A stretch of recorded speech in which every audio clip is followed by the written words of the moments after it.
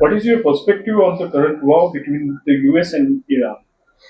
The conflict between Israel and Iran or Iran and USA is not mere the conflict between the two nations, but it has got the wider implications for the Arab world as well as the whole world.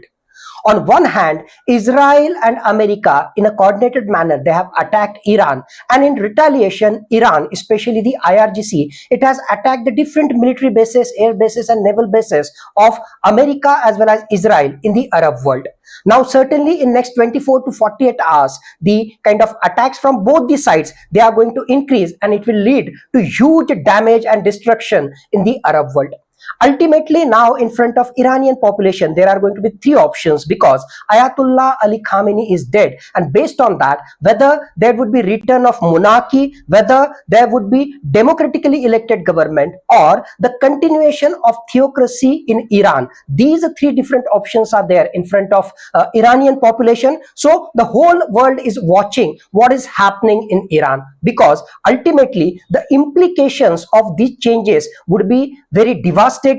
and the whole world is looking from the economic perspective as well as from the geopolitical perspective. What will be the consequences of the war between the United States and Iran for India?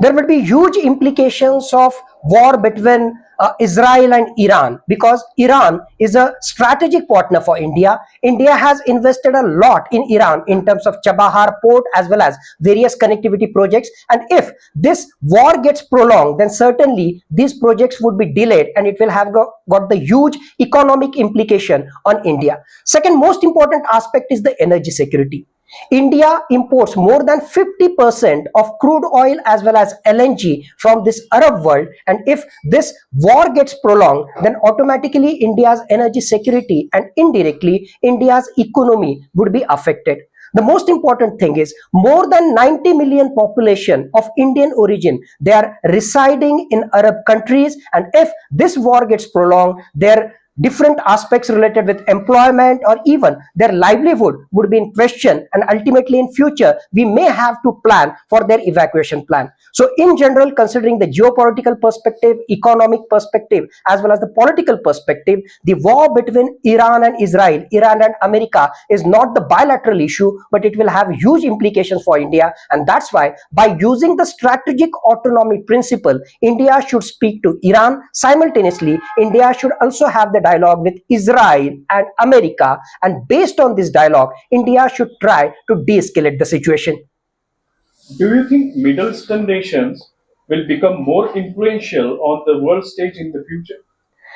This particular war gives the importance to Middle East nations, because these Middle East nations, majority of them, they are the Muslim nations, and on one hand they have got good relationship with Iran. On other hand, because of the financial implications and in last few years developments, like for example Abraham Accord as well as certain other agreements, they have gone closer to United States of America. So if we want to de-escalate this particular situation, the Arab nations will play a decisive role, and